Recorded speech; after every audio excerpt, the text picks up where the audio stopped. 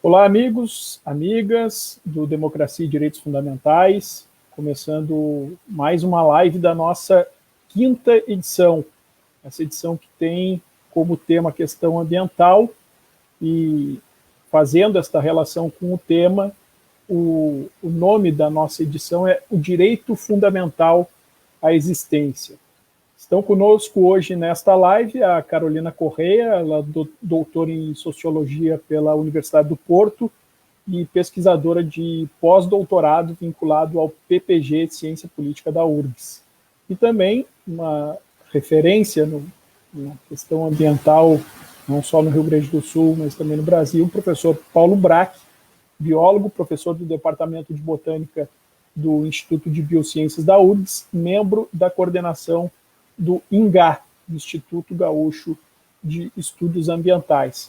Eu, nesta live, serei um mero coadjuvante, porque também quem foi convidada para mediar esta conversa foi a advogada Ingrid Bierfield. Ela também, além de advogada, é bacharel em filosofia e também integrante do Conselho Estadual do Meio Ambiente. Então, uma referência também aí sobre o assunto. Eu, como um jornalista apenas preocupado com as questões ambientais e principalmente preocupado com o que a gente observa hoje no Brasil, né, e uma atuação do governo federal que de fato assusta, não só na questão da sanitária, né, do combate à pandemia, mas também na questão ambiental, com a famosa frase ainda do, se é que a gente pode chamar ministro Salles, né, de aproveitar este momento para passar a boiada. É este o cenário ambiental que a gente vive hoje no Brasil, é esse desafio que a gente tem que enfrentar diante deste cenário, que é bastante preocupante, mas certamente a questão ambiental não pode ser deixada de lado, mesmo em tempos de pandemia, até porque, em certo modo, elas têm relação, e alguns dos textos presentes na nossa quinta edição da nossa publicação também trata da questão da pandemia. Então, para começar de fato o nosso debate, e para nós, para mim, que estou aqui tendo a oportunidade, esta aula que teremos, eu passo a palavra para Ingrid. Oi, Ingrid. Uma boa noite a todos e todas que nos acompanham. Um prazer, mais uma vez, estar aqui presente na nossa revista digital para promover os artigos e as conversas relativas a essa quinta edição que nós elegemos para tratar do tema do meio ambiente, da sustentabilidade, que nós carinhosamente demos o nome de existência, porque mais do que nunca, quando a gente discute meio ambiente e sustentabilidade, nós estamos nada mais, nada menos do que discutindo a nossa sobrevivência e a nossa permanência no planeta Terra como espécie. Para mim é uma alegria reencontrar o professor Paulo Braque, né, companheiro de lutas em defesa do meio ambiente, um militante, um professor militante dentro e fora da sala de aula, uma pessoa queridíssima, muito conhecida aqui no Rio Grande do Sul e fora do estado também, com quem a gente aprende em todas as ocasiões em que a gente pode conversar. A Carolina eu não conhecia ainda pessoalmente, um grande prazer te conhecer, Carolina, gostei muito do teu artigo. Eu acho que tu debate uma questão fundamental, essa questão da governança ambiental, né, das agendas ambientais, e os artigos de vocês são extremamente convergentes, né? Os artigos tratam da importância das decisões dos governos no que diz respeito ao cumprimento e à efetivação das políticas de proteção ambiental e das agendas e dos pactos internacionais, né? Exatamente como condição para a efetivação de uma vida mais saudável, uma vida mais sustentável e, sobretudo, com mais justiça social, que é o que nós buscamos e sonhamos. Pois bem, o artigo da Carolina, ele traz o histórico da Agenda 21, que é o documento que resultou, né, da Rio 92, demonstrando que pouco nós conseguimos fazer como nação, exatamente por não ter sido elevada a governança ambiental ao estatuto de uma questão eminentemente de Estado, e não de governos, né? Ou seja, uma questão que perpasse os governos. Fosse a Agenda 21 uma questão de Estado, provavelmente a condução da pandemia da Covid-19 hoje seria outra, e outros seriam os resultados, né? Infelizmente, essa agenda ela não foi cumprida desde então, né? Ela foi parcialmente cumprida, né? E hoje nós já temos essa soma trágica, incrível, de mais de 340 mil vidas perdidas no Brasil. E eu aí faço um comentário à fala inicial do Guilherme, no sentido de que mesmo em períodos de pandemia, nós precisamos discutir a questão do direito ambiental. Eu acho que sobretudo em período de pandemia, nós precisamos discutir a questão ambiental, porque a pandemia ela é, sim, um reflexo direto e concreto do modo de vida que nós escolhemos e que estamos escolhendo todos os dias, na medida em que não discutimos, não exercemos as devidas críticas sobre os modelos de desenvolvimento que estamos efetivando. Pois bem, então, Carolina, em relação ao teu artigo, eu gostaria que tu abordasse um pouquinho o conceito de governança ambiental global, né? O que é exatamente esse conceito? E quais foram e quais são ainda os seus limites e as suas dificuldades, né? Nos apontando, talvez, um horizonte possível de reforma, ou até mesmo de alguma revolução, né? Que exatamente torne possível viver de acordo com a natureza, respeitando os limites da natureza. Ou seja, te pergunto, em que grau nós ainda podemos agir mundialmente para brecar a crise ambiental global e por que uma agenda internacional passou a ser cada vez mais fundamental. A palavra está contigo, obviamente que eu estou fazendo apenas algumas provocações, você pode se sentir super à vontade para comentar e para também dar um enfoque ou outro a algum aspecto que entenda a ser ainda mais relevante. Tá bem? Muito obrigada, Ingrid. Obrigada, Guilherme. Muito obrigada pelo convite. Vou agradecer também o Jorge, que fez o convite diretamente para mim. Quero cumprimentar especialmente o professor Paulo Brack, que é como o Guilherme falou e a Ingrid reforçou, é uma referência na área e é um pesquisador que me inspira muito, assim como me inspira, acho que vários jovens pesquisadores. Então eu aproveito esse momento para agradecer o professor por todo o seu trabalho, por toda a sua atuação. Eu fico muito emocionada de estar dividindo esse momento aqui. Eu até comentei mais cedo com o Guilherme que certamente eu estaria com a perna tremendo, e é verdade, a perna está tremendo agora, então eu estou muito feliz de compartilhar esse fim de tarde com todos vocês aqui. É uma honra para mim, tá, estar entre vocês. Quero cumprimentar também as pessoas que estão nos acompanhando agora e que vão nos acompanhar depois, vão assistir essa gravação. Então é um prazer tê-los aqui conosco. Como a Ingrid falou, eu acho que o meu texto ele tem muito a ver com o título que foi dado para essa live, né? Decisão, governança e política ambiental. Por quê? Porque realmente os riscos e os problemas ambientais, eles são reais e eles já estão acontecendo, né? O início do meu artigo, eu trato um pouco desses dados, né? Então, a gente já tem problemas ambientais acontecendo mundialmente no nosso cotidiano, mesmo que às vezes a gente não perceba ou não se dê conta que aqueles pequenos problemas que a gente enfrenta no dia a dia, como a enchente, os deslizamentos de terra, não estão conectados com a questão ambiental. Mesmo que a gente pense que eles não estão, eles estão. Eles são reflexo de falta de boas implementações de políticas ambientais. Então, as questões ambientais já estão aí, né? Eu acho que até o professor Paulo Brack vai poder falar um pouco mais sobre isso depois. Acho que o texto dele aborda questões e dados muito importantes a respeito disso.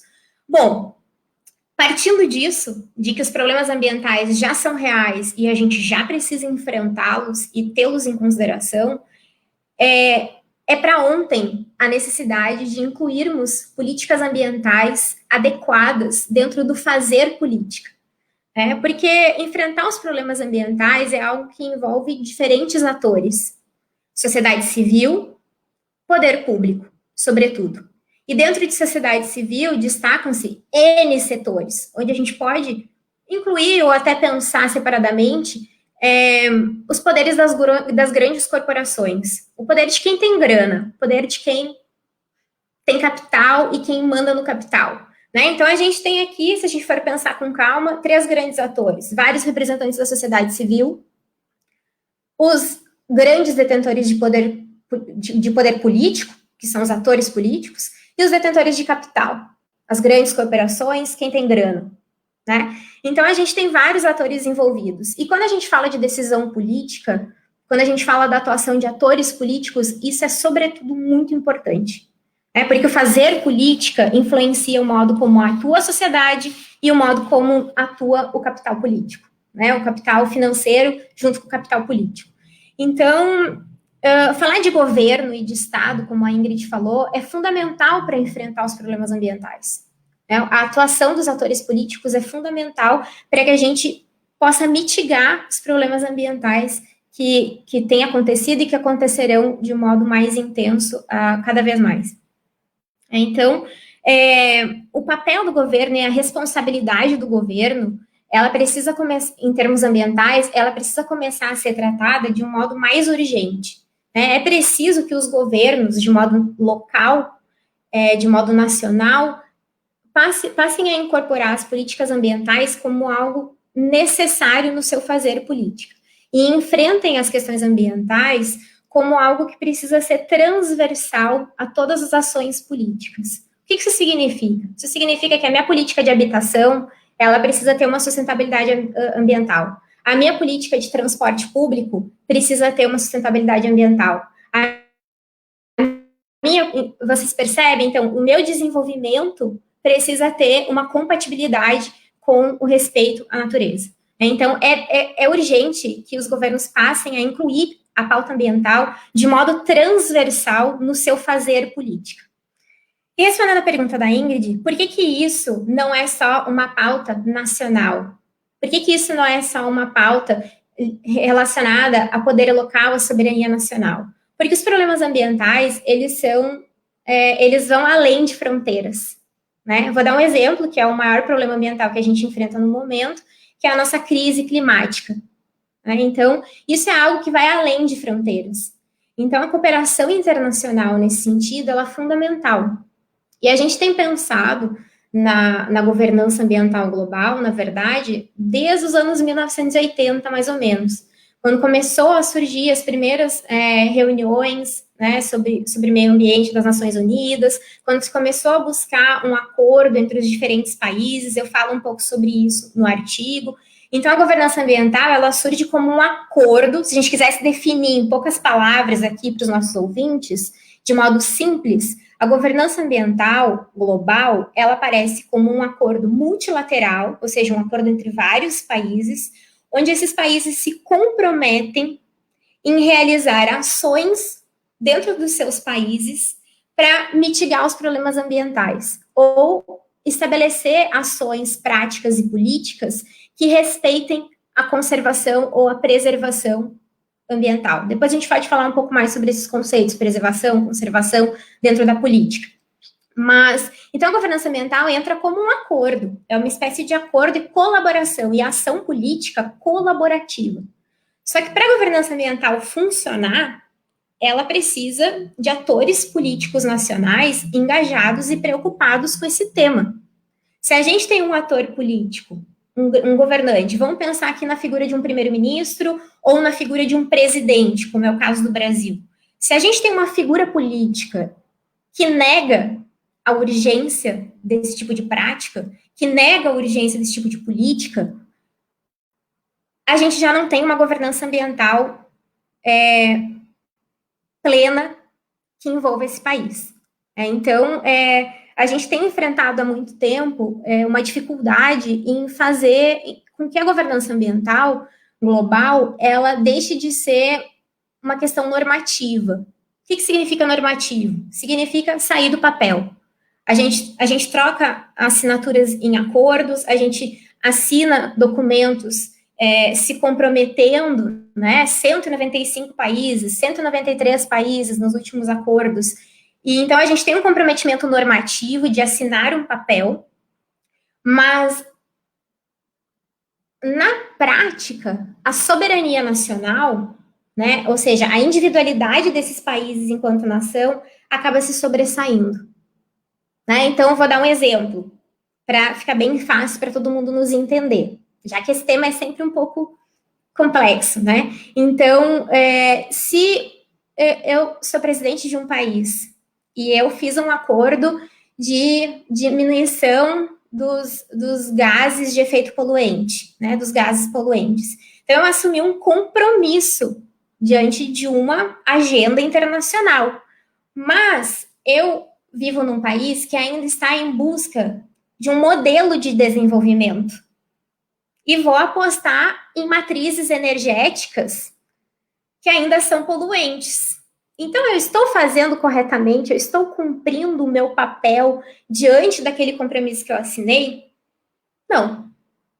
Então, mas aí, a gente pode falar um pouco mais sobre isso depois, para eu não estourar o tempo aqui de entrada, mas, então, a gente tem na maior problemática, respondendo a tua pergunta, Ingrid, da governança ambiental global, é esse paradoxo, podemos dizer assim, entre a soberania nacional e esse acordo multilateral, né? Então, principalmente no caso de países que ainda buscam esse modelo, vou botar tradicional, entre aspas aqui, mas esse modelo de desenvolvimento que é o mais comum em termos de crescimento, né? Então, existe aí esse paradoxo, né, entre desenvolver e cooperar, né, e buscar matrizes que já são ultrapassadas, por exemplo, né, de desenvolvimento. Acho que o professor Paulo Braque vai poder falar um pouco mais sobre isso, né, sobre o quanto que a gente precisa, para conseguir uma governança ambiental global, conscientizar os líderes políticos de que certas matrizes de desenvolvimento, ou, dando um exemplo, investimentos em matrizes energéticas ultrapassadas, vão contra todos os princípios ambientais de governança global. Né? Então, acho que isso é um ponto, ainda um desafio aí que a gente precisa enfrentar.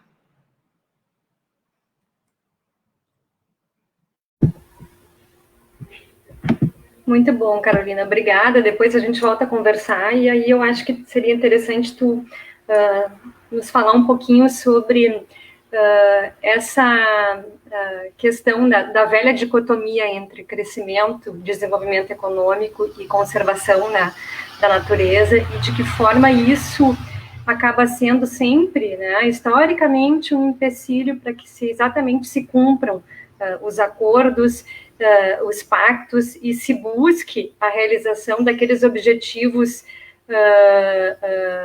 superiores, digamos assim, né? Por que a gente não consegue, enquanto nação, fazer frente a esses velhos modelos de desenvolvimento, trazer novos modelos de desenvolvimento sustentável, novas matrizes, e exatamente caminhar no sentido do atingimento daqueles pactos e daqueles objetivos que a gente diz que quer atingir, né? Mas a gente volta a conversar sobre isso aí na sequência.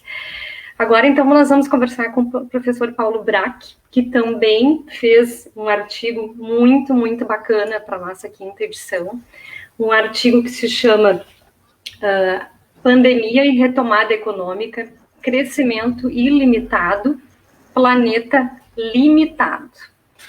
O artigo do professor Paulo, ele traz um enfoque sobre as mudanças climáticas, sobre desmatamento, sobre queimadas e sobre o uso de combustíveis fósseis no Brasil. fazendo uma análise histórica do retrocesso do Brasil e também do Rio Grande do Sul, no tocante às políticas de proteção do meio ambiente e nos inserindo num contexto bastante amplo de negacionismo climático, essa é a expressão que o professor Paulo utilizou no artigo. Pois bem, professor Paulo, o orçamento do Ministério do Meio Ambiente é o menor do século, né? O Brasil é signatário do Acordo de Paris, mas caminha a passos largos no sentido de implementar políticas contrárias àquela com as quais se comprometeu no acordo. Cada vez mais, todos os dias a gente vê as notícias do desrespeito às terras indígenas demarcadas, a flexibilização das normas de proteção ambiental, a retomada do uso de combustíveis fósseis já abandonados nos países desenvolvidos, as ofensivas, os grandes ataques às novas fronteiras minerárias no Brasil, com muita ênfase, com muita força aqui no Rio Grande do Sul, as investidas sobre povos, sobre comunidades tradicionais e territórios, destinados, muitos deles, à conservação, a invisibilização dos modos de vida e dos povos e das comunidades tradicionais. Eu gostaria que tu comentasse um pouco sobre essas ofensivas, né, e nos dissesse, assim, qual é o tamanho dessa tragédia, qual é o tamanho deste desmonte que estão fazendo conosco. E se é possível fazermos alguma coisa, como é que nós vamos sair disso tudo, se ainda estamos em tempo. Está contigo a palavra. Boa noite, pessoal, Ingrid, Guilherme, Carol e os demais que estão nos assistindo. Então, é muito importante a iniciativa de vocês, né, do pessoal da democracia, da justiça, e que nessa nossa publicação, que essa oportunidade foi Direitos Fundamentais, né, foi bem importante para a gente, às vezes, dar uma parada assim, para ver como é que está a situação. Claro que eu como professor que trabalho com pesquisa, extensão e também ambientalista, me envolvo com a temática cada vez mais dramática, né, que a gente está sempre correndo atrás do prejuízo, mas nesse momento a gente parar um pouco para escrever e refletir de uma maneira mais geral sempre é importante. Então foi muito legal vocês darem essa oportunidade para nós, né, Carol, também, o teu trabalho foi muito bom, de fazer essa avaliação, assim, né, a retrospectiva também histórica do papel que o Brasil teve. O Brasil teve um papel muito importante na Rio 92, que nós vamos fazer, é sempre importante a gente pegar as datas, né? O ano que vem, 2022, nós vamos ter 30 anos da Rio 92. A Rio 92 foi muito importante, né? O Lutzenberger, inclusive, né, o nosso querido Lutz, aqui da GAPAM, o gaúcho que foi, naquela época, o secretário especial de meio ambiente, o governo Collor, a gente sabia que era uma certa contradição, mas ele conseguiu trazer para cá essa conferência que levantou essas questões, como o protocolo de Kyoto, das mudanças climáticas, né? A Agenda 21 também, um documento muito importante, né? E que a Agenda 21 é justamente para fazer com que circule nas comunidades, nos locais, essa agenda de discussão, né, ambiental. Infelizmente, ela também não andou muito. A Convenção da Diversidade Biológica, ela andou, de certa maneira, até nos 10 primeiros anos, ou um pouquinho mais. Teve, digamos assim, surpresas positivas em relação a isso, mas a gente sabe que, do ponto de vista do capital internacional, eu vou dizer, o Brasil ele é um país que é fornecedor de matéria-prima, né? Dessa divisão internacional do trabalho. Infelizmente, o nosso Cone Sul aqui, Brasil, Argentina, Uruguai, Paraguai, Bolívia, né? Chile também, enfim, esses países do Cone Sul, exportador de soja, de minério de ferro, né? A gente é submetido a uma lógica em que, às vezes, não temos, os governos, às vezes, não têm muita margem de, digamos assim, de mudança. Claro que a gente sabe que não é justificativa para situações que ocorreram aí, né? A gente viu que o próprio golpe que ocorreu em 2016 também foi uma oportunidade desses grupos mais reacionários e a elite econômica mais atrasada, que infelizmente, junto com o agronegócio e esse setor de exportação de matérias-primas, que continua avançando no país, né?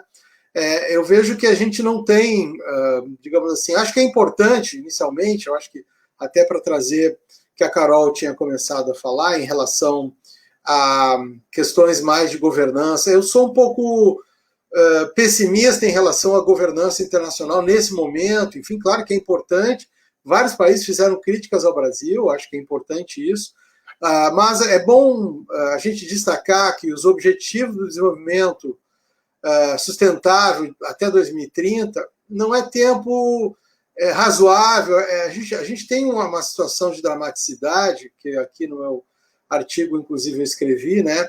Temos 2020 como um dos anos, ou talvez o ano mais quente da história, junto com 2016. São os 2 anos com maior temperatura já registrada no planeta, né?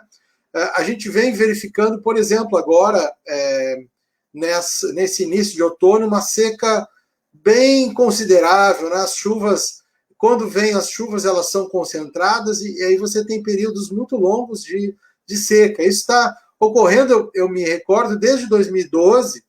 2012 foi um ano que me marcou muito na época, porque foi o ano que mais choveu em novembro de 2012, nos últimos 80 anos, e ao mesmo tempo, nos últimos 100 anos, o abril de 2012 foi o ano que menos choveu. Então você vê essas disparidades, isso tem a ver com as mudanças climáticas, tem a ver com os gases de efeito estufa, né? Claro que essa matriz energética ela tem que ser alterada, né? Ela tem que ser mudada. Inclusive, temos que reconhecer aqui o papel do secretário-geral da ONU, né, Antônio Guterres, que é um grande batalhador pela abolição dos combustíveis fósseis, principalmente carvão. Ele vem em várias palestras, aí eu destaco também várias questões, e já existe 30 países, mais de 30 países, uma coalizão de países para abandonar o carvão até 2034. E aí o que acontece? Claro que nós, como um país fornecedor de matéria-prima que pega energia para muitas vezes utilizar para um setor de semi-materiais, tipo matérias-primas como cimento, celulose, né, que são exportadas. A nossa celulose, o eucalipto aqui no Rio Grande do Sul, as grandes áreas de extensão de eucalipto, que foi um embate muito grande, vocês talvez se recordem, em 2007 começou lá aquela batalha, até 2008 houve lá a tentativa da Ana Pellini, que era secretária na época, ela era presidente da FEPAM, né? Tínhamos outro secretário lá, na época da governadora Ieda Crucius, né? Eles tentaram, de todas as maneiras, fazer um zoneamento meio fake mesmo, né, para permitir a expansão da celulose, porque o Brasil, eles pensam, esses setores econômicos, eles só pensam em expandir seus negócios. Não existe um pensamento de projeto de país, como também não existe um pensamento mais geral dos países como um todo, no sentido de uma sustentabilidade ecológica, né? Os países, os governantes, eles são grandes reféns de gigantescas corporações que não conseguem pensar no futuro. Pensam na disputa de negócios, né, imediatistas, infelizmente. Então, a gente está muito distante do que seria provavelmente uma governança global que pense na sustentabilidade. Infelizmente, a gente vive uma ilusão. Os Objetivos de Desenvolvimento Sustentável, em grande parte, são uma ilusão, porque a gente esperar mais 10 anos, as coisas estão acontecendo aqui a olhos vistos, né?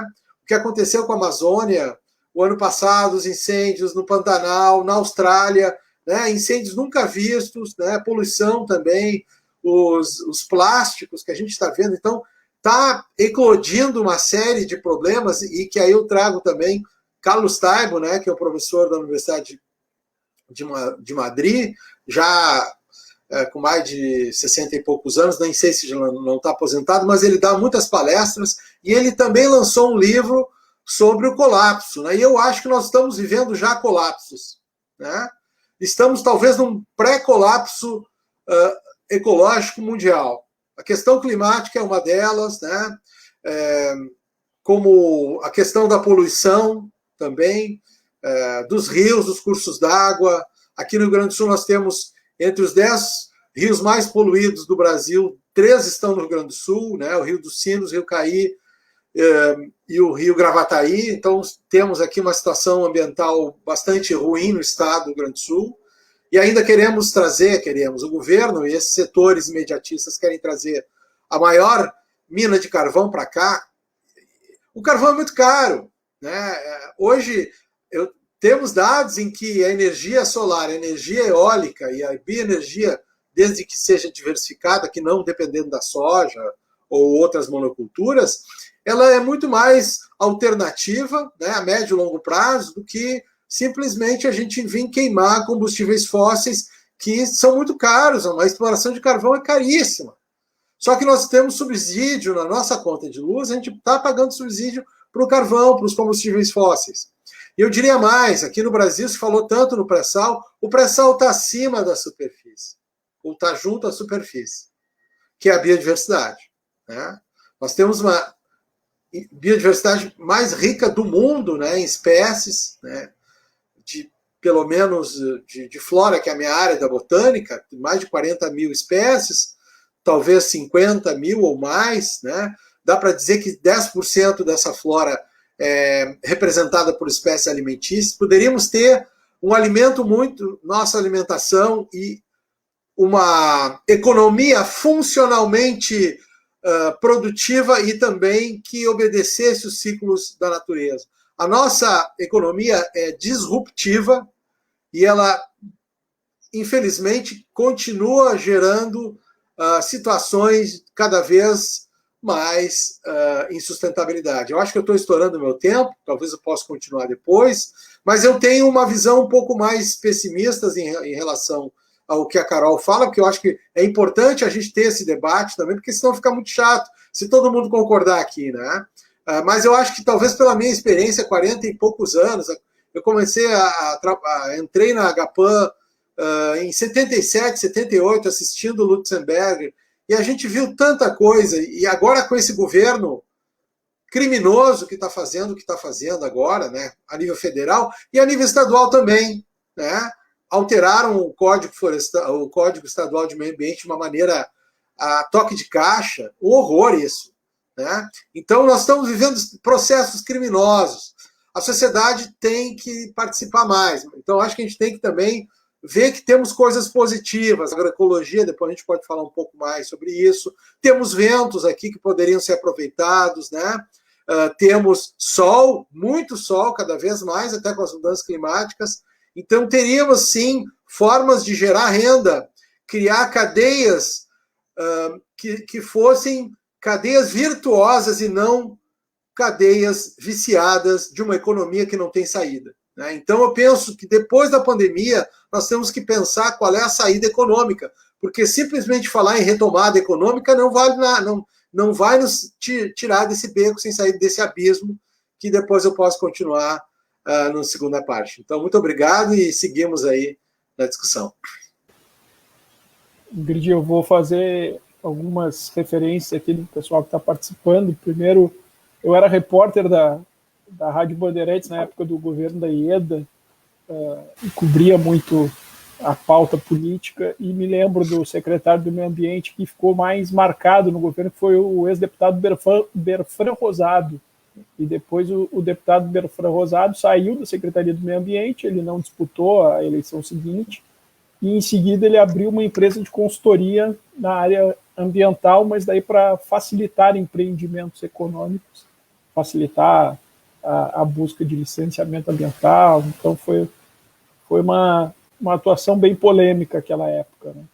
E lembro também de um dos debates sobre a questão ambiental em que se falava da questão da energia solar, né? E alguém disse, não, mas chove muito no Rio Grande do Sul, né? E aí um ambientalista que estava participando do debate, agora não me lembro o nome dele, uma professora, na verdade, de Direito Ambiental da PUC, ela disse que no Rio Grande do Sul, o município mais chuvoso tem um índice de incidência de raios solares 30% maior do que a localidade na Alemanha com a maior produção de energia solar. Então, assim, é um potencial que nós temos aqui no Rio Grande do Sul e a nossa população não faz a menor ideia, que chega a dar uma angústia, mas eu ainda sou um pouco mais otimista do professor. Bom, eu não estava aqui para falar, mas me empolguei. Eu vou fazer algumas referências aqui. Stephanie Schutz, ótima fala da Carol Correia. Fiquei pensando com a sua fala de o quanto a política ambiental fica ameaçada por conta do atual presidente. O Júlio Picon Alt, saudações a todos e todas, em especial ao Ingá, pelo seu aniversário de 22 anos em defesa da vida. Não sei quando é o aniversário, mas... Ah, tá aí, o professor mostrando a camiseta. Boa. A Juliana Forgin, que sempre... obrigado, professor. Sempre participa aqui conosco. Ao falar do meio ambiente, estamos falando de sobrevivência.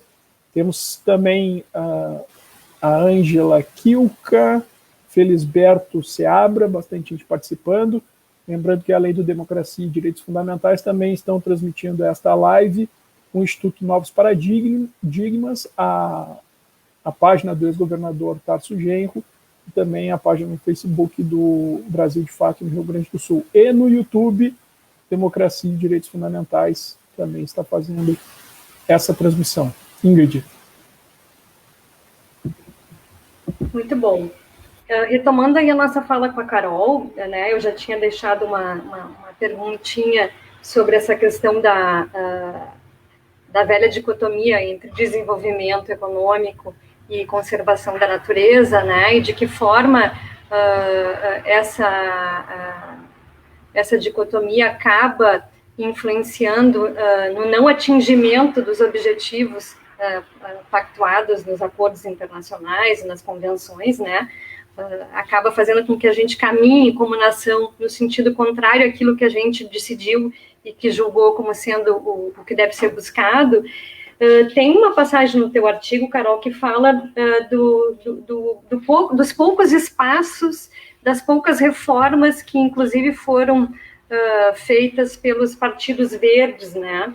E tu diz no artigo que foram reformas bastante limitadas, né? Apenas aquelas possíveis dentro das restrições de governos de coalizão.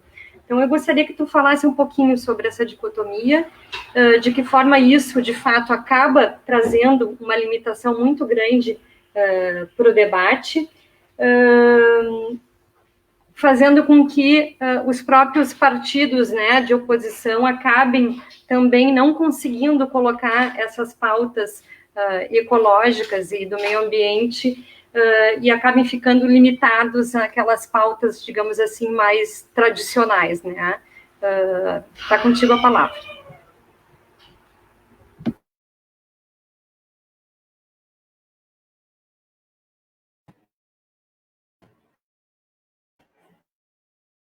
Certo, muito obrigada, Ingrid. Ouvindo aqui todos vocês, eu já fiquei cheia de coisas, já querendo falar várias coisas, já me empolguei, que nem o Guilherme. Acho que esse tema rende muito e nos motiva muito a querer falar, conversar sobre isso, né? E eu fico realmente feliz que esse momento esteja acontecendo. Então, vou manifestar aqui tudo que eu estou sentindo aqui dentro, né? Eu estou bem feliz de estarmos falando sobre tudo isso.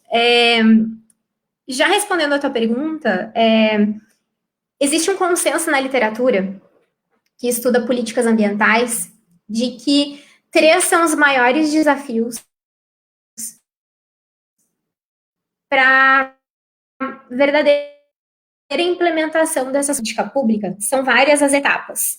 Formulação, né, formulação de uma política, ou seja, pensar uma política no papel, criar uma lei que vai influenciar uma política pública, então a formulação de uma política pública, a implementação, os ciclos básicos, né, são vários, mas os básicos são a formulação, a implementação, o acompanhamento e a análise depois dessas políticas, para ver se elas resultaram ou não. Então, a implementação da vida a uma política, ela é mais do que formular uma lei, ela é implementar, ela é acompanhar e ela é depois analisar essa política pública. Então, eu vou dar um exemplo no caso do Brasil. No caso do Brasil, a gente tem uma legislação ambiental forte. né? Desde os anos 80, a gente tem uma política nacional do meio ambiente. Desde os anos 60, nós tivemos nosso primeiro forte Código Florestal, mesmo que ele tenha se modificado no tempo, a gente tem um Código Florestal. Então, na América Latina, e eu arrisco dizer mundialmente, nós temos uma das melhores legislações ambientais. Só que não basta ter uma legislação. Então, não basta a gente ficar nessa primeira etapa de formulação, né, de pensar a legislação e de formular políticas. A gente precisa trabalhar a implementação dessas políticas. E esse é um trabalho que depende de atores políticos. Sim, depende. Depende da sociedade civil, do diálogo com a sociedade civil, da democracia participativa, né? Então, a gente tem isso na legislação, mas a nossa implementação ainda é falha. E aí, voltando ao que eu estava falando no início, existe um consenso na literatura de que 3 são os maiores desafios para implementar, para dar vida real a essas políticas ambientais. O primeiro são as descontinuidades de governo. Então, eu tenho um governo que implementou uma política pública, que pensou uma política pública, seja ela de saúde, ambiental, enfim, mas principalmente pensando nas políticas ambientais agora. As políticas públicas ambientais sofrem com a descontinuidade de governo, que eu estou no mandato, né, um governante implementou uma política e no governo seguinte, quem foi eleito não deu continuidade, achou que não era importante dar continuidade a essa política. E isso aconteceu com a nossa Agenda 21, isso aconteceu com as Agendas 21 locais, com algumas inícios de políticas que foram pensadas em termos locais, alguns governantes implementaram, o governo seguinte mudou de partido, mudou de coligação, não deu continuidade a essa política. Então, esse é um primeiro desafio que a literatura aponta. Segundo desafio, os lobbies, a pressão de lobby político, a pressão de lobby econômico. Então, isso é um desafio muito grande que a gente enfrenta. Porque a gente sabe, né? Eu sempre falo isso quando eu falo de questões ambientais. O dinheiro tem uma influência extremamente grande. E a gente não pode desconsiderar isso. Né? Então, quem tem grana acaba tendo uma influência grande nisso. E a gente sabe que dentro do jogo político, o jogo das corporações está no meio. Né? Então, a gente sabe disso. Então, o lobby político e econômico, ele tem uma influência bem significativa. E aqui eu posso fazer um parênteses, dando um exemplo para o próprio caso que o professor Paulo Braque acabou de dizer. Quando a gente fala da exploração de minas de carvão, da energia de combustíveis fósseis no Rio Grande do Sul, a gente tem uma pressão de lobby, que é econômico, mas é político também. A gente tem no Rio Grande do Sul uma frente parlamentar estadual do carvão, de apoio ao carvão e ao polo carboquímico. Então, a gente tem deputados estaduais que se reuniram de diferentes partidos, porque frente parlamentar é a reunião de diferentes políticos de diferentes partidos. Então, diferentes políticos de diferentes partidos se reuniram, formaram uma frente estadual no Rio Grande do Sul e apoiam a exploração de carvão. E essa frente tem uma conexão lá com Brasília, com a Frente Parlamentar Mista de Apoio ao Carvão Mineral. Percebam como existe um jogo de lobby político? E nós sabemos que existe um lobby econômico por trás disso. Então, dando um exemplo aqui, esse é mais um desafio na busca de uma energia limpa, na busca de políticas ambientais. Essa pressão econômica, que também é política, tá aí a representação dentro da política. Um terceiro desafio seria as limitações fiscais do Estado. Eu acho sempre esse ponto discutível, né? A gente pode conversar sobre isso. A limitação fiscal do Estado depende do quanto você destina, depende dos acordos que você constrói, de como você desenha o orçamento, como você desenha que vai gastar. Mas existe esse debate na literatura. Alguns estados, como o Rio Grande do Sul, por exemplo, se salienta essa questão da limitação fiscal. E no Brasil a gente ainda tem um quarto desafio, que seria a nossa vasta expansão territorial, né? A dificuldade de implementar uma política ambiental que funcione em todos os estados, com todas as nossas diferenças regionais, diferenças culturais. Então, isso também é um outro desafio que a gente enfrenta para conseguir lidar com esse paradoxo que você colocou na sua pergunta, Ingrid, sobre o crescimento, o desenvolvimento econômico e a implementação de políticas ambientais. E eu ainda vou fazer mais um comentário que eu acho interessante a gente pensar. Eu sempre falo isso, se estiver, a Stephanie que fez comentário aí, é minha aluna, e ela vai dizer, a Carol sempre fala disso, mas eu vou repetir. Quando a gente fala de política, e fala principalmente de política ambiental, a gente fala de... eu, pelo menos, gosto de utilizar a metáfora do cobertor curto. Porque fazer política é um pouco a metáfora do cobertor curto. Você precisa tomar decisões como governante. E, muitas vezes, essa decisão, ela vai tampar a cabeça e vai descobrir o pé. E aí, você precisa, como governante, tomar uma decisão. Eu vou tampar o pé ou vou tampar a cabeça agora? O que é mais urgente? O que é mais necessário? Então, eu vou dar um exemplo aqui para vocês, para a gente pensar juntos. O programa Luz para Todos. Foi um programa muito importante, todo mundo conhece esse programa, foi uma política importante. E ela levou energia elétrica para mais, se eu não me engano, de 15 milhões ou 16 milhões de pessoas. Imaginem que, até pouco tempo atrás, 15 milhões de pessoas não tinham energia elétrica na sua casa, não poderiam guardar os seus alimentos refrigerados na geladeira. E esse programa levou luz para essas pessoas, mas, ao mesmo tempo, criou uma maior demanda energética, em um país onde já tinha vivido um apagão recentemente, no estado de São Paulo. Então, percebam que existe aqui uma escolha política, certo? Às vezes, uma boa política que trouxe inclusão social, que trouxe dignidade para a vida dessas pessoas, pode causar um problema que vai ter um impacto ambiental lá na frente. Percebam como o cobertor é curto. Segundo exemplo legal para a gente pensar juntos, a transposição do Rio São Francisco. Foi super importante. É algo que ainda está sendo construído, é uma obra que ainda está em andamento. Ela já atendeu 6 milhões de pessoas e até o final da obra vai atender para aproximadamente 10 milhões de pessoas. Algo que começou no governo dos trabalhadores e ainda está sendo concluído. Só que ela trouxe problemas ambientais, né? Acho que o professor Paulo tem mais propriedade que eu para falar sobre isso. Mas quando você mexe no curso de um rio, isso causa problemas para a biodiversidade, para o próprio rio, para as populações ribeirinhas que pescam nesse rio. Então, percebam como é difícil, né? Não é fácil tomar essas decisões políticas, mas você levou água para essas pessoas. E eu peguei esses dois exemplos, eu podia trazer vários para a gente pensar juntos. Por que eu peguei esses dois? Água e luz. Como é que a gente vive sem água, sem luz? Entende? Então, vejam como tomar uma decisão política é complexo. É complexo. Eu acho que foi isso que me motivou a ir para a ciência política, inclusive. Né? Pensar isso é complexo. Então, são essas coisas, Ingrid, que nos fazem, principalmente, aqui eu ressalto isso, em países em desenvolvimento.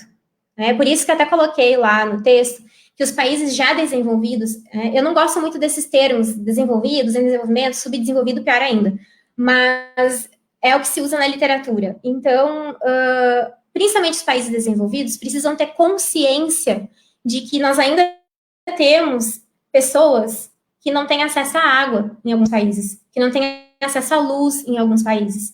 Então, existe uma responsabilidade maior desses países na governança ambiental global.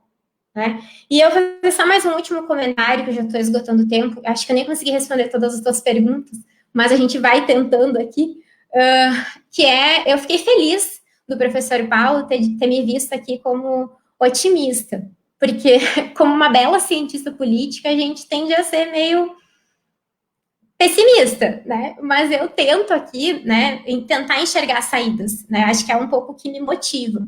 Mas então, pensando nessa questão de positividade, eu acho que a crise sanitária que a gente vive do coronavírus nos mostra uma coisa importante. Se a gente tiver uma ação global que envolva políticos, que envolva o setor econômico, que envolva os cientistas em pensar alternativas, tem saída.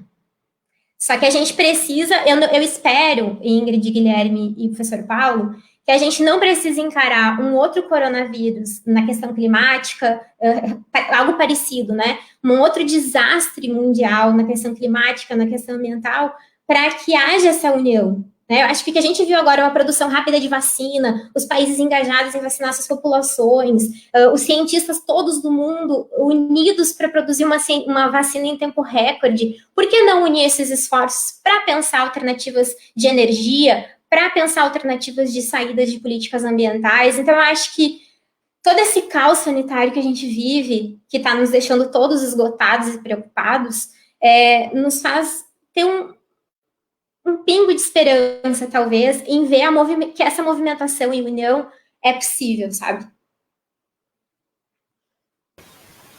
Muito bom. Deixa eu fazer trazer mais duas informações.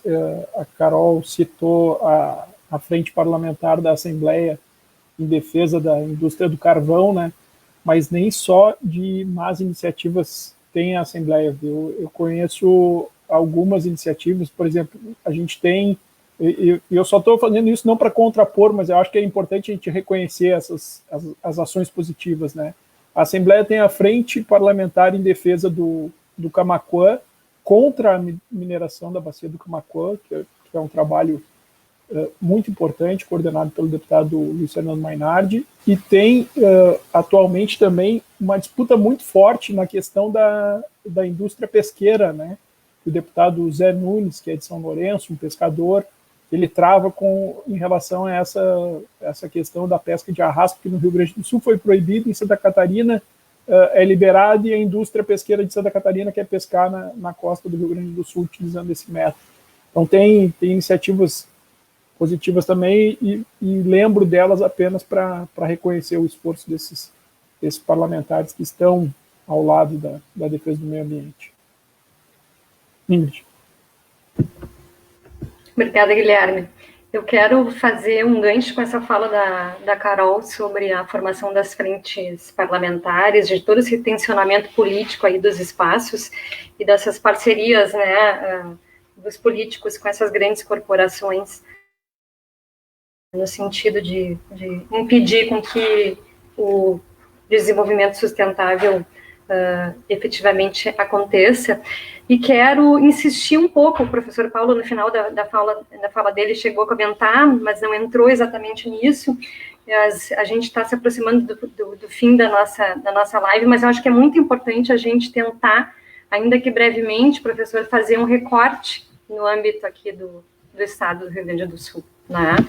Porque nós temos a política estadual do carvão mineral, né, que instituiu o polo carboquímico, o plano estadual de mineração que foi aprovado ali no apagar das luzes do governo Sartori, ele está em plena vigência, né? Esse plano ele é incrível, ele foi elaborado pelas próprias empresas da mineração, né, pelos sindicatos dessas empresas também. Ele não teve a menor participação da sociedade civil, das universidades, ou seja, ele foi feito por aqueles que estão exatamente interessados nos territórios, interessados em explorar a natureza, né. Também no governo Sartori nós tivemos um ataque violentíssimo aos órgãos de pesquisa e de ciência do Estado, né, com a extinção, por exemplo, da Fundação Zoobotânica. Nós tivemos, agora, mais recentemente, no atual governo, a proposição de legislações em regime de urgência. O Código Ambiental foi votado em regime de urgência. Agora, a questão dos agrotóxicos também sofreu uma pressão bastante grande da sociedade civil, o governo recuou, mas, enfim, a gente vê que a todo momento o governo aqui do Rio Grande do Sul cada vez mais insiste em tentar implementar políticas ambientais de desproteção, né? A meu ver, exatamente usando esse espaço da pandemia, em que nós estamos muito voltados para o enfoque sanitário, exatamente para poder passar essas políticas de desmantelamento do sistema protetivo. E também aqui, nós não podemos deixar de dizer, no Rio Grande do Sul, nós viramos agora um palco dos interesses das grandes empresas do capital internacional em relação aos minérios, né? Nós temos aqui uma ofensiva muito grande no Pampa, na região da Campanha, uma ofensiva muito grande também ali no extremo sul, em São José do Norte, e agora em Porto Alegre, aqui em Eldorado, mais precisamente a mina Guaíba. Então, assim, Paulo, a gente se aproxima do fim, mas eu acho que é super importante que tu tente nos dizer um pouquinho como é que tu tem visto toda essa conjuntura aqui no Rio Grande do Sul e de que forma tu acha que a gente vai conseguir sair dessa, né? Porque o negacionismo climático também paira aqui sobre nós gaúchos. Buenas, eu acho que já entrando nos finalmente, então, eu vejo que realmente o negacionismo ele faz parte desse modelo, né? Modelo econômico que, de certa maneira, banca um governo como esse, né? Então, o governo que está aí, ele não está aí por acaso, é um governo nacional, que é um governo de doutrina de choque, para deixar as pessoas sem ação, para poder o neoliberalismo destruir com tudo e fazer a pilhagem. Nós estamos vivendo no Brasil e no Rio Grande do Sul, em grande parte do mundo, um processo de pilhagem, roubo, né? Rapina dos recursos naturais por grandes empresas que não pensam no futuro, porque elas estão disputando entre si, e nessa globalização, mundialização do capital, é uma concorrência desleal, e aí eles não querem nem saber. O que aconteceu no estado do Rio Grande do Sul? A mudança do Código Estadual de Meio Ambiente foi a mesma, a tal de a luta pela luta fiscal, né? A guerra fiscal, na realidade foi uma guerra para flexibilização das normas ambientais para que os empresários mais destruidores pudessem chegar aqui. Porque o nosso modelo, chamado modelo de desenvolvimento, eu não acredito em desenvolvimento sustentável. Tá? Eu acho que daria uma outra discussão. Esse modelo de desenvolvimento sustentável que está por aí, ele não existe. Ele é uma ilusão, ele nos leva para acreditar numa coisa que não vai dar certo. Nós temos que repensar o que é desenvolvimento. O desenvolvimento tem que ser local, como tem lá em Camaquã, no pessoal que trabalha com agricultura e pecuária familiar, né? E que os povos indígenas quilombolas que tentam manter o seu modo de vida. Esse é o desenvolvimento local, esse existe, mas não a transposição do Rio São Francisco, Belo Monte, grandes obras gigantescas, um capital imenso que vai desvio de recursos às grandes empreiteiras que de certa maneira, claro, a gente sabe que o que aconteceu com a Lava Jato, a gente sabe que houve ali todo um esquema para destruir o Brasil, né, claro, mas, por outro lado, existia um cartel de empreiteiras, a gente já sabia há muito tempo com as hidrelétricas, né? As grandes empresas, a Engevix, que foi uma das causadoras aqui de Barra Grande, a gente viu 6 mil hectares de floresta de Mata Atlântica aqui no Rio Pelotas, entre Vacaria e Lages, né? A gente foi testemunha ali, eu fui com os alunos da biologia e o pessoal do MAB, né? Um movimento muito importante, movimentos atingidos pelas barragens, que está junto com o pessoal do MAN, aí também verificando a questão da expansão da mineração. A gente viu que a Engevix tinha feito uma fraude do início ao fim no seu estudo de impacto ambiental. Claro, lá no finalzinho do governo Fernando Henrique, ela conseguiu licença prévia, licença de instalação, depois a licença de operação caiu no colo do governo Lula, e aí não tiveram o que fazer. Mas foi sim uma fraude, uma grande fraude. A Engevix foi a empresa que esteve envolvida, a empresa que mais trabalhou no polo naval. Aí eu me pergunto, para que o polo naval? Para onde que vão esses navios, gigantescos navios? Para trazer pano de prato da China? Para trazer saquinho de cocô de cachorro, como tem? Eu comprei outro dia aquele saquinho de cocô de cachorro, ele vem da China, pessoal. O Brasil está se enterrando, e o Brasil e o Cone Sul está se enterrando numa reprimarização da economia, e isso faz com que destruam toda a nossa legislação ambiental e atinja e destrua com os territórios da biodiversidade, da sociobiodiversidade. Então, nós estamos vivendo uma tragédia aqui no Brasil, não só da pandemia, dessa destruição do SUS, né, que foi uma coisa boa, como também nós tínhamos a nossa legislação ambiental. A Carol falou muito bem aqui, a nossa lei ambiental ela é muito boa, sempre foi muito boa, mas ela foi sendo destruída ao longo do tempo. A Ingrid, que faz parte do conselho, a gente sabe muito bem como é que funcionam esses conselhos atualmente. O CONAMA foi destruído pelo governo Bolsonaro. Eles tiraram de mais de 107 representantes, passaram para 27 ou 25. Quer dizer, num canetaço, tiraram os povos indígenas da participação do Conselho Nacional do Meio Ambiente, tiraram a universidade, tiraram outros setores. No Conselho, a gente sabe que as federações dessa economia imediatista de destruição, de predação do nosso solo, né, da expansão de soja, nós somos 6 milhões de hectares de soja no Rio Grande do Sul. Pessoal, é muita soja. Tá? É muita área, é uma área equivalente a mais de 100 municípios de Porto Alegre, só com soja. Isso dá uma vulnerabilidade econômica também, porque a produção de alimentos, como é feijão, arroz, trigo, por exemplo, a gente vem acompanhando os dados da Conab, eu venho acompanhando quase todos os meses. a gente vem verificando que o Brasil está importando feijão, está com uma área de 2.900.000, não chega a 3 milhões de hectares de feijão, enquanto que a soja está com quase 40 milhões de hectares. O arroz também diminuiu, o trigo também. Então, alimento para seres humanos não vale, né? Enquanto que, claro, que para exportação sem pagar impostos, né? Porque a gente sabe que a Lei Candir, ela favorece setores, os agrotóxicos também não pagam impostos, então a gente vive uma economia profundamente perversa. Então, falar em governança ambiental dentro desse cenário de guerra, eu digo assim, cenário de guerra porque não é eu que estou falando só, né? Nós temos, por exemplo, Yayo Herrero, que é uma pessoa formada em agronomia e também em antropologia, é uma ecofeminista muito importante, como temos a Vandana Shiva, que vem dizendo que o crescimento econômico é antivida. Nós não temos que romper com essa chamada retomada do crescimento pós-pandemia. É isso que eu alerto. Nós não precisamos mais polo naval. Nós precisamos investir lá no Camaquã, com aquelas comunidades, trazer que a pecuária seja feita em campos nativos e não na Amazônia.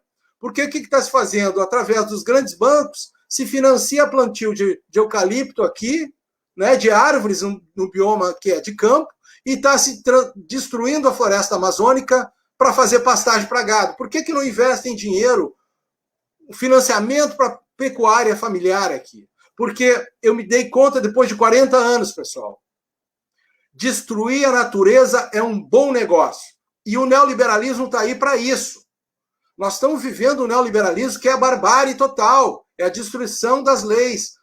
As garantias, a PEC, agora 32, que está por aí para ser votada, ela vai acabar com o Estado, com qualquer controle de Estado. Ela vai privatizar tudo e o órgão ambiental, no caso, vamos imaginar, eu sou um técnico lá da FEPAM, né, que estou fazendo licenciamento, eu vou ser contratado temporariamente, não vou ter mais estabilidade. E aí eu vou ficar sempre com medo de que se eu negar uma licença, eu vou ser demitido. É isso que eles querem, destruir o Estado. Então a PEC 32, que está por aí, ela vai, assim, incrementar muito mais ainda essa desestruturação da nossa legislação ambiental.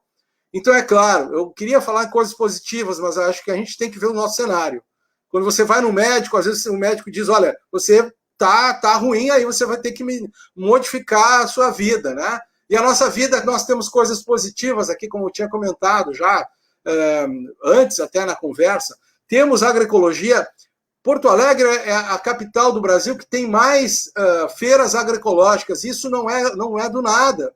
Isso é todo um movimento social, um movimento campesino, um movimento ambientalista que fez com que Porto Alegre tivesse mais de 20 feiras aqui, né? E isso traz também um interesse cada vez maior em incrementarmos projetos de vida de várias pessoas que não querem mais viver nesse modelo de esgotamento, que é esse modelo que estão tentando nos impor, e vivendo em suas comunidades e tal, e daqui a pouco incrementando a agrobiodiversidade. E nós temos que, sim, investir numa indústria sustentável que vá trazer transporte coletivo com ônibus elétricos, mas também com energia solar, né, com as energias eólicas, em que traga recursos para as populações. É claro, eu vejo assim, nós na universidade estamos muito atrasados, eu tenho que fazer uma meia-culpa também. Ao longo de muito tempo, a gente ficou assistindo, agora está um governo mais de esquerda, eles vão fazer, não é assim. Então, nós também nos omitimos muito em disputar um modelo de país que a gente precisa, um modelo de país soberano, né, junto com nossos companheiros aqui da América do Sul, da Uruguai, Argentina, né, romper com essas amarras dessa divisão internacional do trabalho, de ser grandes fornecedores de matéria-prima, que aconteceu em Mariana e Brumadinho com a Vale, foi isso aí, eles estão exportando minério de ferro lá para China, para outros países, para depois nós vimos importar. As placas solares, pessoal, as placas fotovoltaicas de energia solar elétrica, o Brasil exporta o silício para a China e depois a gente vem importar as placas. Por que a gente não faz uma placa aqui? Por que a gente não faz pequenos veículos, não grandes carros, mas pequenos veículos, energia elétrica, né? e bicicleta, como tem em vários países também. Então, precisamos discutir, sim, modelos, né, que vão nos tirar dessa encruzilhada, mas, por outro lado, dentro de um cenário em que a gente rompa também com esse modelo político de neofascismo que a gente está vivendo aqui.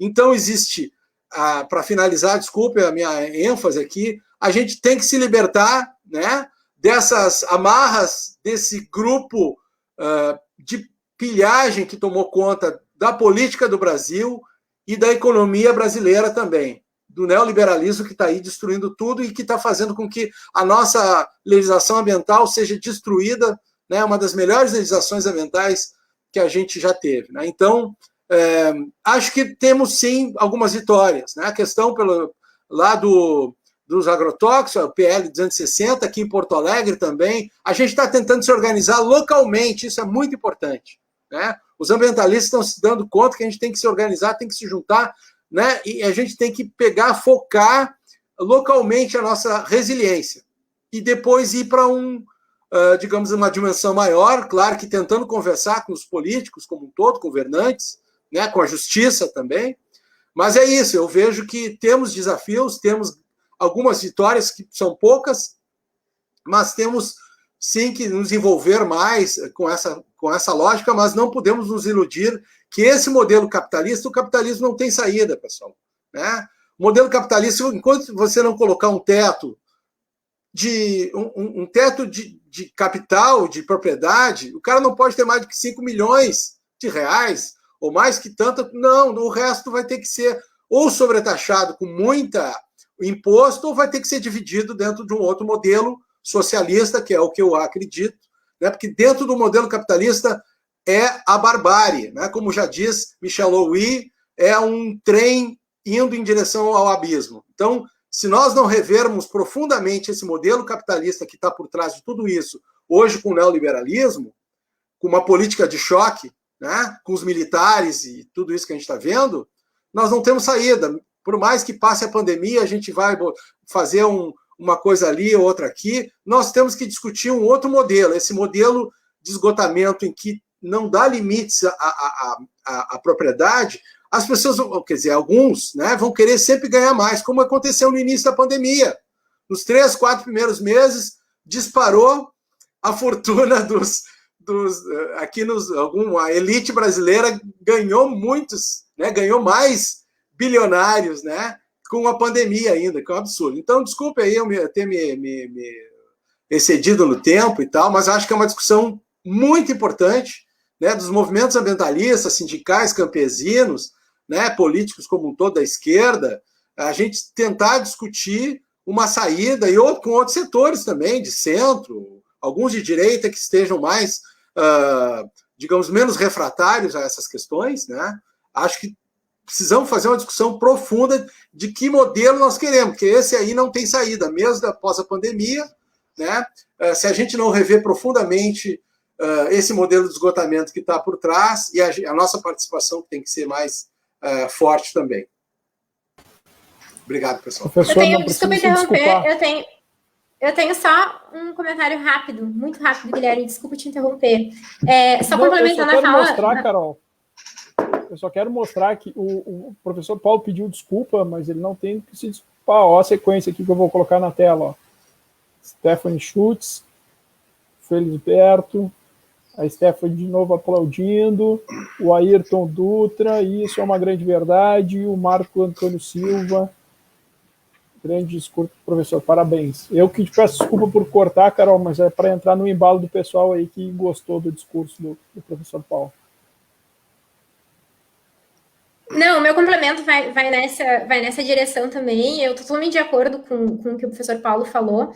E eu acho que essas iniciativas locais, elas não só são muito importantes, necessárias, como elas têm uma influência, sim, no setor político. Né? Eu faço um trabalho que a gente está percebendo que todos os partidos, nas últimas eleições presidenciais, todos os candidatos incluíram alguma temática sobre desenvolvimento, sobre meio ambiente, mesmo que fosse só nos seus programas, mas incluíram alguma coisa. Então, a gente vê que tem um reflexo dessas ações locais.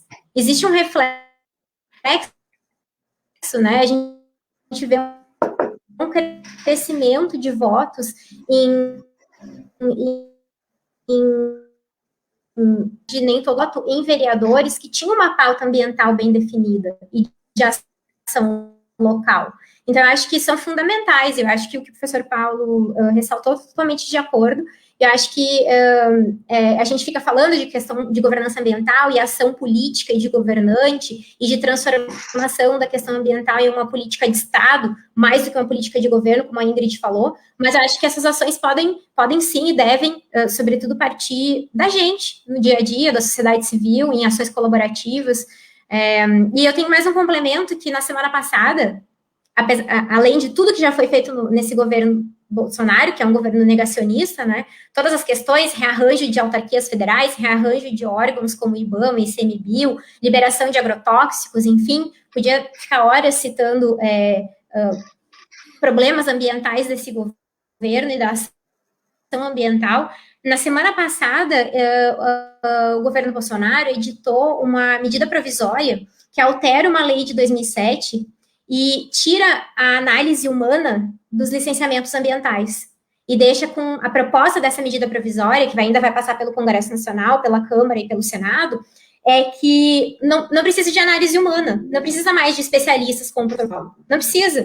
Vai ser algo automatizado, algo que vai passar por um robô, que vai conferir se os documentos daquele proprietário ou daquela empresa está tudo ok, e essa empresa, esse proprietário, vai assumir um termo de responsabilidade a respeito disso. Então, percebam o que isso significa. Isso não é só na questão ambiental, é licenciamento de questões relacionadas a incêndio, a questões sanitárias, não é só licenciamento ambiental, então é alguns tipos de licença que são concedidos. E como é que a gente pode entender isso? O caso da Boate Kiss é um exemplo, o caso de Brumadinho é um exemplo. Se essas coisas aconteceram com licenças sendo concedidas por humanos, imagina o que pode acontecer com licenças concedidas automaticamente, porque ser concedida por robô é ser concedida automático. Eles vão dar um check lá, se tem todos os documentos que precisam, e move on, e vamos em frente. Então, isso é mais um problema, isso é mais um desmonte das questões ambientais, mais um desmonte que o governo Bolsonaro faz. Eu ainda não tinha me pronunciado a respeito disso aqui, mas eu concordo 100% com o que foi dito pelo professor Paulo, pela Ingrid também, eu acho que o Guilherme também comentou algo a respeito disso, e isso é realmente muito triste. Para quem estuda legislação ambiental já há algum tempo, desde o início do meu doutorado, e a gente enxerga realmente a legislação ambiental do Brasil como algo que era um exemplo, principalmente na América Latina, é muito triste. É triste, e eu faço um apelo aqui para que as pessoas não só ajam localmente, de modo colaborativo e dentro da sua comunidade, como disse o professor Paulo, mas também exercitem a sua cidadania votando em candidatos nas próximas eleições, locais, nacionais, que se preocupem com essas questões. Eu acho que esse nosso espaço aqui pode nos fazer refletir sobre isso, sobre o nosso papel como cidadãos no dia a dia e como eleitores. Muito bem. Obrigada, Carol. Eu acho que a gente, infelizmente, né, vai se aproximando aqui já do fim da nossa despedida. E não tenho nenhuma dúvida de que a gente poderia seguir aí conversando por um bom tempo. Eu acho que a gente pode já mais ou menos que combinar uma próxima conversa, né? E ouvindo aqui vocês dois e fala do BRAC sobre essa questão das resistências locais, né?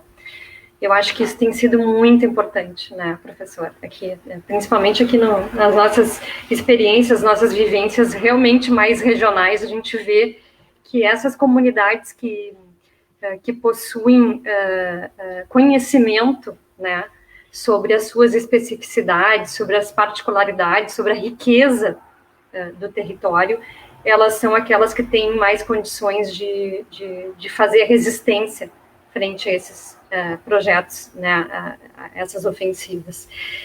No caso do Rio Camaquã, no caso ali de Lavras, aqui na Mina Guaíba, em São José do Norte, a gente vê exatamente que existe todo um tecido social que resiste, e resiste porque ama esses territórios e ama porque conhece, né? E aí, quando a gente diz ama porque conhece, a gente acaba chegando na questão inevitável da educação, né, ambiental no Brasil, que eu acho que essa é uma discussão que precisa ser feita, né, é urgente, né, A gente não pode mais dissociar a questão ambiental de qualquer outra temática da vida e do universo. Não existe mais isso, como disse a Carol no início da fala da nossa conversa da live. A questão ambiental, ela é transversal a todas as outras temáticas. Nós somos seres vivos, vivemos na natureza, e todas as temáticas, todo o nosso olhar deve considerar isso, nos inserir na natureza e considerar quais são os limites da nossa atuação e os limites da natureza. Então, assim, deixar aqui o nosso agradecimento imenso pela participação de vocês na live de hoje, pela doação de vocês na elaboração desses artigos maravilhosos que a gente deseja que sejam lidos, que sejam compartilhados, curtidos pelos nossos ouvintes, pelas pessoas que nos seguem. E realmente, assim, mais uma vez dizer que foi um grande prazer encontrar vocês, te conhecer pessoalmente, né, Carol, assim, virtualmente, né, mas conversar contigo, e agradecer vocês pela fraternidade de dividir um pouquinho do tempo e da vida de vocês conosco aqui hoje. Agradecer também ao Guilherme, né, por estar aqui conosco, nos coordenando. Foi uma honra. E quem sabe numa próxima live a gente se encontra para discutir um pouquinho sobre educação ambiental no Brasil, como fazer, inclusive, frente, como resistir diante, inclusive, de parcerias aí público-privadas, invasão das empresas interessadas em territórios dentro das próprias escolas, né? Se permeando no tecido social com muita antecedência antes de apresentar os projetos, de forma que quando as coisas começam a acontecer, as pretensões concretizar, a comunidade já está enredada, em todo um clima de receptividade aos invasores. Então, assim, eu acho que essa temática da educação ambiental, ela está intrinsecamente ligada à questão da transversalidade do direito ambiental. E deixar meu abraço a todos vocês, meu carinho, tá bom? Muito obrigada. Guilherme, Carol, muito obrigado, e Paulo. Pessoal, pela oportunidade, estamos dispostos aí a seguir as discussões. Não termina agora, a gente não é dono da verdade, mas meu papel é problematizar, né? Eu, como professor, problematizar positivamente, sempre buscando os caminhos, né? É importante que a gente também aponte saídas, né? Mas a situação é bem grave. A situação ambiental, eu não acredito nos Objetivos de Desenvolvimento Sustentável de 2030. Tem que ser para 2022. Não tem porquê, não tem justificativa para eles jogarem para 2030. Não existe uma boa intenção aí. Então, nós estamos ainda, por mais que sabemos que a situação é bem melhor, o que os países estão pensando, numa situação bem melhor do que seria do Brasil hoje, né? Mas não é suficiente. Não ser suficiente significa que a gente está trilhando um caminho muito perigoso pelos dados que a gente tem, né? Extinção em massa, mudanças climáticas, emergência climática, poluição sem parar. Então, e as pessoas acabam se acostumando, como a gente está se acostumando com 3 mil mortes, diminuiu, era 4 mil, agora é 3 mil, agora é 2 mil, mas então essa naturalização é que me preocupa, né? Então eu às vezes fico um pouco meio assim inquieto demais, tá? Então peço desculpa para vocês, porque a minha leitura é que o desenvolvimento sustentável hoje ele é uma ilusão, não existe dentro desse modelo. Esse modelo capitalista não tem saída, né? É um modelo de morte, é um modelo de esgotamento, porque esses caras que estão com capital, eles não conseguem nem ter tempo de pensar. A única coisa que eles pensam é manter os seus lucros e aumentar os seus lucros, porque aquilo se tornou uma obsessão. E essa obsessão do capital, pelo crescimento econômico e tal, ela vai se espalhando pela sociedade. Então, enquanto a gente não romper isso, acho que não vai ser difícil. Vai ser bem difícil. Então, temos que aprofundar mais essa discussão, na minha visão. Obrigado, professor. Obrigado a todos. Para quem quer ler os artigos, direitosfundamentais.org.br, tanto o artigo da Carolina como o artigo do Paulo Brax também já estão aqui na nossa página do Facebook do Democracia e Direitos Fundamentais, e a partir de amanhã a gente retoma a sequência das publicações dos artigos na página do Facebook e também no nosso perfil no Twitter. Valeu? É isso? Mais alguma coisa? Pessoal. Obrigado aí. Valeu. Então tá. Muito obrigado a todos. Seguimos. Tá, parabéns. Boa noite. Obrigada. Parabéns. Tchau, Carol. Tchau, Guilherme. Nós estamos lá, mas eu acho importante a gente também fazer esse reconhecimento. Nós estamos na 5ª edição do Democracia e Direitos Fundamentais e certamente esta 5ª edição é a com maior elemento, assim, maior profundidade. Eu acho que tanto pela quantidade de artigos, mas muito mais pela qualidade de artigos que conseguiu organizar. Essa edição está exemplar e tomara que ela seja agora um modelo a ser seguido para as próximas. Parabéns, viu? Obrigada, Guilherme. A gente elaborou com carinho e, sobretudo, com esse olhar aí da transversalidade dessa matéria, né? Perpassa, é a própria vida da gente, é a questão da nossa sobrevivência aqui no planeta. Por isso, esse olhar bastante plural na edição. Tá bom? Obrigada, pessoal. Valeu, pessoal. Prazer. Tchau. Boa noite.